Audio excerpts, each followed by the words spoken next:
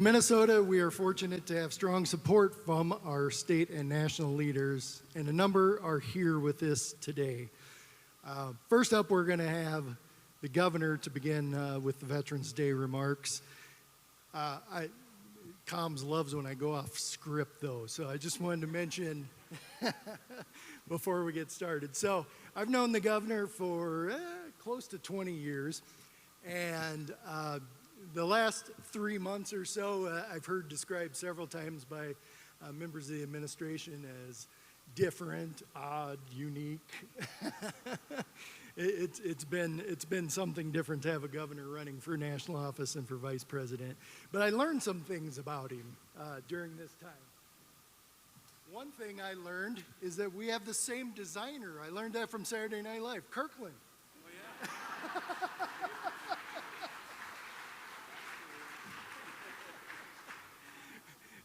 The other thing I learned is I saw a couple of years ago a picture of him and Gus having lunch at his desk in the governor's office, and there was a can of Diet Mountain Dew. And I didn't think too much of it, but that's what I drink. I don't drink coffee. I don't think the governor does either. I drink Diet Mountain Dew. That was what I called breakfast in Iraq, and kind of still is. But during the campaign, I noticed on several different events as he was getting ready to go on stage or things like that, he had the Diet Mountain Dew in his hand. I was like, okay, he's a Diet Mountain Dew guy, just like me. So, Governor, I got you covered today.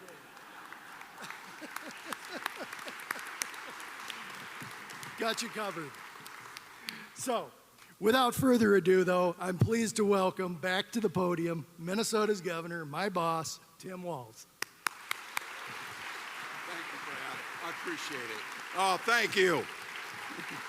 Thank you, thank you. Thank you. Thank you all.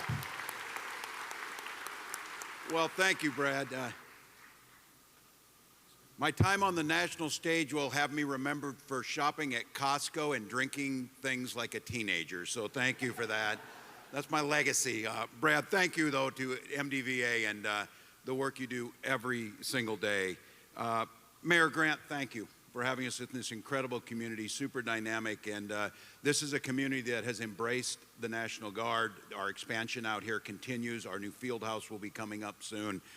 We are grateful for the patriotism of this community, so thank you for that, Mayor.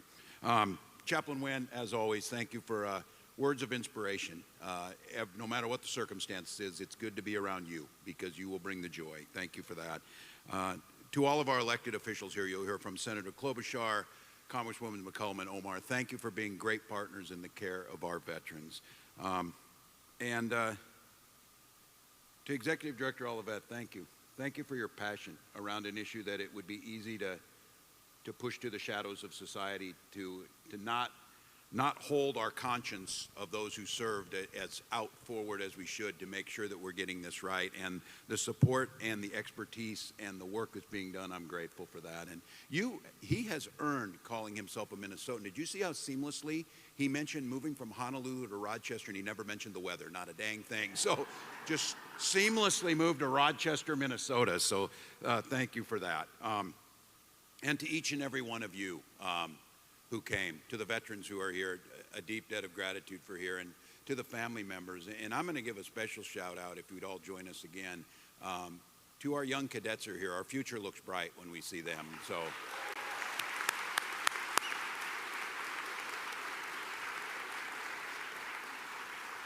because that's what this day is all about. It's about service and about who we are as a people. If I could, I'd take just one moment of personal privilege. There's a veteran not with us today, someone who I knew for 30 years.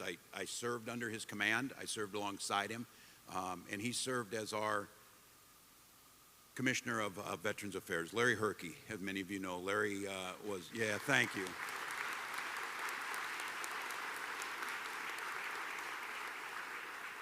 Larry served with distinction, and many of you know he passed from the complications of ALS, but it was his initiatives, whether it was modernizing our armories while he was a colonel in the Guard, or his time as commissioner focusing on reducing veteran suicides, focusing on the homelessness issue, focusing on building up our infrastructure like our veterans' homes. And we lost him this year, but his legacy is deep, and the commitment and Brad following right in those footsteps. I am incredibly grateful for his servant leadership. So thank you, Larry.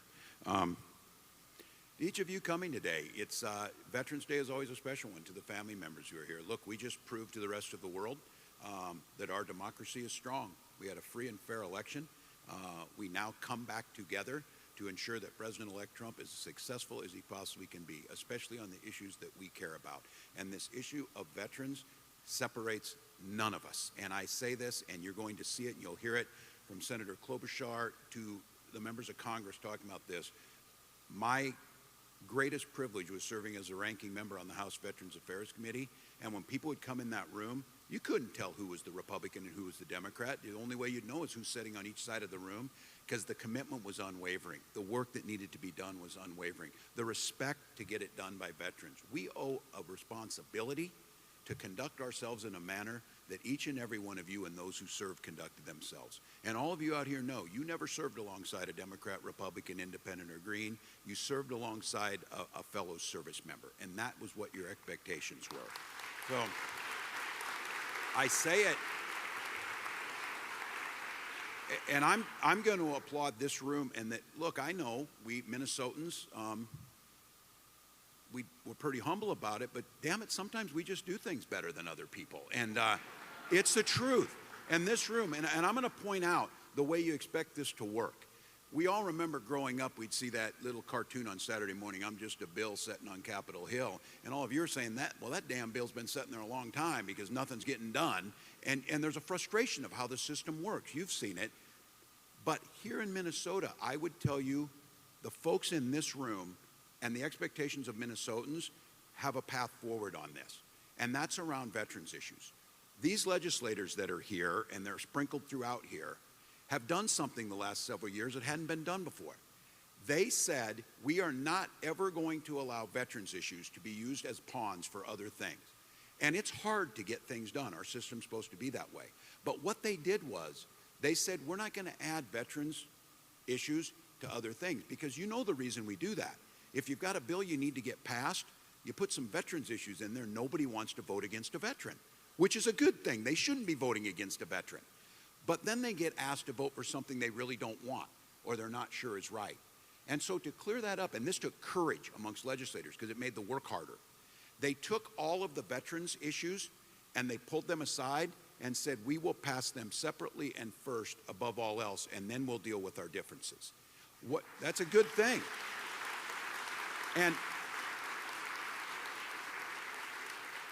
And here's how it worked. Veterans in this room spoke up and said, we need to get this done. We need to get, and I will make the case of this. We are blessed here in Minnesota to be setting with Director Kelly and the best hospital, not Veterans Hospital, the best hospital in America and the best care is right at the Minneapolis VA. So I want to say thank you for that.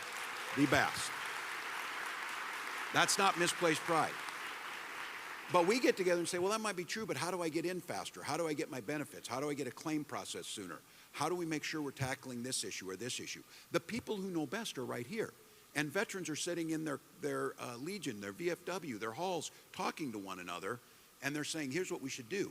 So they created a mechanism, which is the Commander's Task Force, to bring those issues forward. And the Commander's Task Force brings forward an agenda for veterans. And Democrat and Republican legislators sat down together, work those things out, and then we pass them. And guess what happens? They pass unanimously, or nearly unanimously. There's always somebody, you know how that works. So it's always somebody, but almost unanimously. They pass through. And what has happened because of that? Last year, Minnesota was the first state to ever open 3 veterans homes in the same year because of that work. Only state. And as you heard Director Olivet say, Minnesota has 9 of our 10 regions that are functional zero. And for all of you wondering what this means, functional zero on homelessness, it doesn't mean a veteran's not going to fall on circumstances and become temporarily homeless. What it means is the system is secure and strong, that is rare and it is temporary, and the system is there to move them back in, which means it's not chronic homelessness. So we count these people. We know who they are by name and where they're at. And we because if you say we're going to tackle homelessness, it's this noble cause, and like, how are you going to do that? There has to be a plan, and the plan has having the registry. That's why 3,147 veterans, by name as individual human beings and veterans, were taken out of homelessness and put into permanent housing over the last 5 years with these people working on it. That's good. So Minnesota is poised this coming year to become the 4th state to remove veterans homelessness from our entire state. That is an accomplishment because you know what? You said that. You said go get that done. Figure out a plan. Make it happen. And folks, work together to make that happen. So on a Veterans Day, we come together to honor that service. I think all of us know. To honor that service, fulfill our commitment to them. Make sure if they're going to serve, they come home to the welcome they deserve. They come home to the resources that they've earned. It's not like the lottery. You don't get the GI Bill because it's a lottery or whatever. You did it because you served and put it on there. You get a VA home loan because while you were serving, you didn't get to buy a home while your peers bought a home and gathered wealth. These things were thought to make sure, as President Lincoln said in that inaugural address, to care for she and he who bore the battle and those they left behind. That was our commitment. Here in Minnesota, I hear it from you clearly. Put your politics aside and fix the issues. That's exactly what these folks have done, and that's exactly what the Commander's Task Force has demanded of us. So Minnesota, I'm going to just say this. The rest of the country could do things like we do around veterans, and it would be a better situation. I will just say that. And that is the model that we should expect to have. So I'm just grateful that all of you would come today. I'm grateful you'd spend some time thinking about this. I'm grateful that Veterans Day falls where it is, because I think it comes right behind elections, and it lets us and reminds us again what's really important. It reminds us that we're family. Families can differ, families can bicker, but at the end of the day, we're in this to protect that democracy, to protect those who are willing to serve, and to make sure that we do smart things to make their lives a little better. So I'm grateful to be with you. I'm also grateful to be able to introduce to you someone who's proven time and time again to be a champion of this. Amy Klobuchar knew this issue. Her father was a veteran, as many of you know, Jim, who we often talk about. He served with distinction, and he was a uniquely Minnesota character. And Senator Klobuchar has taken that commitment to being the voice in the United States Senate that we need. Whether it was being there to make sure that toxic exposures around the PAC Act finally got done, but the things that really matter, getting a veteran in St. Peter a Purple Heart that was decades overdue, making sure we right the wrongs that were there. That's what Senator Klobuchar has done. And what I can tell you is she's done it with competency. She's done it with a commitment. She's done it like we expect in Minnesota. You're not a show horse, you're the workhorse who gets this done. But I am really happy, though. The rest of the country understands very clearly the work that she's done.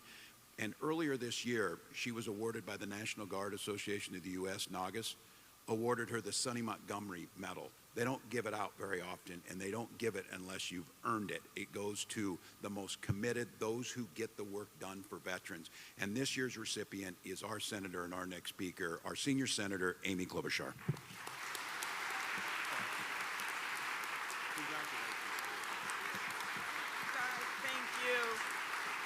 Thank you. Thank you so much.